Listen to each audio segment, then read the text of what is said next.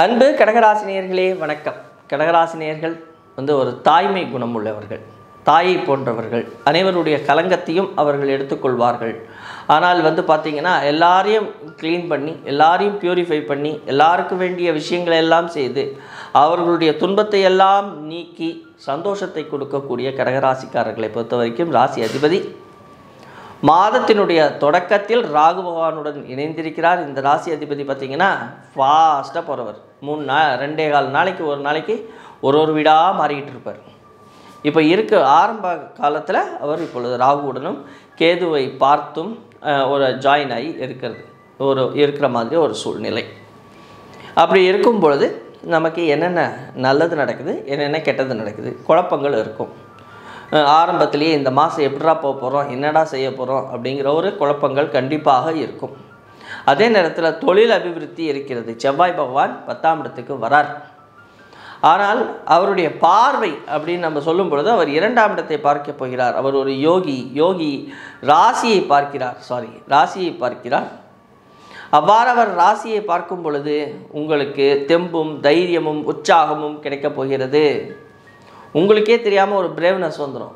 தைரியமாக ஒரு விஷயத்தை இறங்கி செய்ய போகிறீங்க.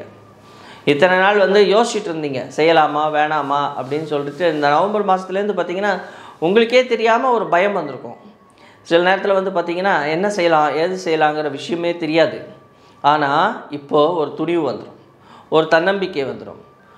சரி, இதை பண்ணியே ஆகணும் அப்படிங்கிற ஒரு விஷயத்தில் நீங்கள் இறங்க போகிறீங்க. இறங்கி வெற்றியை பெறப்போகிறீர்கள். அதே நேரத்தில் 2ஆம் இடத்தை சனீஸ்வர பகவான் பார்வையிடுகிறார்.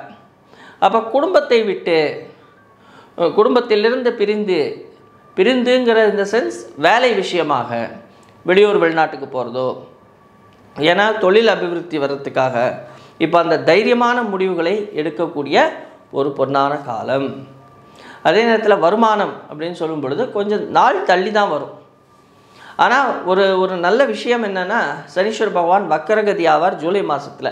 அப்போது ஒரு நல்ல விசேஷமான நன்மைகள் எல்லாம் உங்களுக்கு தன விஷயத்திலையும் குடும்ப விஷயத்திலையும் நடைபெறும்.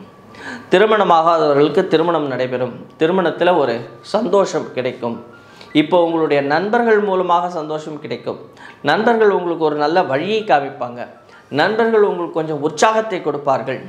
நண்பர்கள் மூலமாக ஒரு பெரிய வட்டத்தை நீங்கள் உருவாக்குவீர்கள்.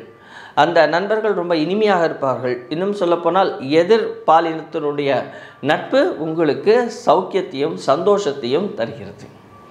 அதே நேரத்தில் கொஞ்சம் இந்த ஒரு 15 தேதிக்கு மேலே உங்களுடைய உடல் ஆரோக்கிய விஷயத்தில் கண்டிப்பாக கவனம் வேண்டும். பாடியில் இம்யூனிட்டி லெவல் கம்மியாகும்.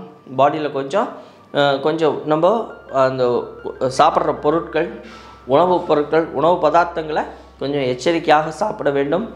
நெருப்பு சம்பந்தப்பட்டது அல்லது சூட்டினால் வரக்கூடிய பிரச்சனைகள் வருவதற்கான வாய்ப்பு இருக்கிறது. கொஞ்சம் எச்சரிக்கையாக இருக்க வேண்டும். ஆனி மாதத்தில், முக்கியமாக ஆனி மாதத்தை பற்றி தான் நம்ம இப்போ பேசிகிட்ருக்கோம். ஏதாவது ஒரு பாதி வைகாசியினுடைய கடைசி பாதியும் ஆனி மாதத்தினுடைய முதல் பாதியும் தான் இந்த ஜூன் மாதம்.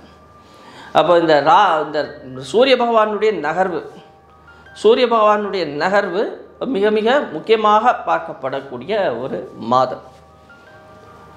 அதே நேரத்தில் சனி பகவான் 8ஆம் இடத்தில் இருக்கிறாரே, அஷ்டம சனியாச்சே. சில வேலைகளை செய்யலாமா வேணாமாங்கிற நிறைய டென்ஷனு, ஸ்ட்ரெஸ்ஸு.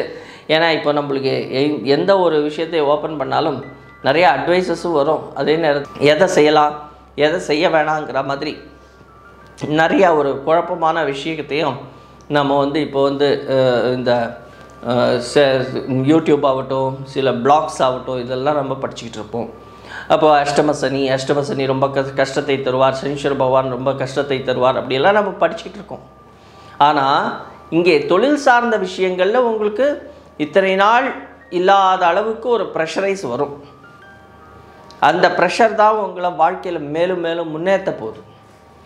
அதே நேரத்தில் காதல் விஷயத்தில் கொஞ்சம் பின்னடைவுகள் இருக்கும். அந்த ஒரு சந்தோஷம், அந்த மறைமுகமான சந்தோஷங்கள் கிடைக்காது. சில நேரத்தில் பார்த்திங்கன்னா காதலிக்குள்ளே இடைவெளிகள் அதிகரிக்கும். கணவன் மனைவி உள்ளே இடைவெளிகள் அதிகரிக்கக்கூடிய மாதம். அப்போது இந்த இடைவெளிகள் எதனால் வருதுங்கிறத ஆலோசிக்கணும். நம்ம என்ன செய்கிறோங்கிறத கொஞ்சம் ஆலோசிக்கணும். ஒரு பேப்பரில் எழுதி வச்சுக்கிட்டு நீங்கள் அதை செஞ்சால் உங்களுக்கு நல்லது. மொத்தத்தில் இந்த மாதம் ஜூன் மாதம் வந்து பார்த்தோம்னா உங்களுக்கு ஒரு 60-65% வெற்றி வாய்ப்புகளை தரப்போகிறது. மீதமுள்ள 30-35% நீங்கள் வந்து என்ன செய்யணும்னா உங்களுடைய சுய ஜாதகத்தை பரிசீலனை செய்ய வேண்டும். உங்கள் சுய ஜாதகம் நன்றாக இருக்கும் பட்சத்தில் நீங்கள் கவலைப்படவே வேண்டாம், நீங்கள் பாட்டு உங்கள் வேலையை செய்யலாம். ஏன்னா சனீஸ்வர பகவான் 8ஆம் இடத்துலேருந்து 2ஆம் இடத்தை பார்வையிடுகிறார் அப்படின்னா அவர் ஒரு யோகியாக இருந்தால் உங்களுக்கு யோகத்தை தான் தருவார். இப்போ நடந்துட்டு இருக்கிறது சனி தசையாகவே இருந்தால் இன்னும் அபரிவிதமான யோகங்கள் நீங்கள் பெறப்போகிறீர்கள் என்று அர்த்தம். பர்மனெண்ட்டான யோகம், திருமணமாகாதவர்களுக்கு திருமணம் கிடைப்பது பர்மனெண்ட்டான யோகம். கேது 3ஆம் இடத்துல அப்போகில ஸ்தானத்தில் இருக்கிறது உங்களுக்கு முன்னேற்றம். அதே நேரத்தில் தந்தையாருடைய உடல் ஆரோக்கிய விஷயத்திலும் கொஞ்சம் நீங்கள் கவனம் வைத்துக் கொள்வது உங்களுக்கு சிறப்பை தரும். நன்றி, வணக்கம்.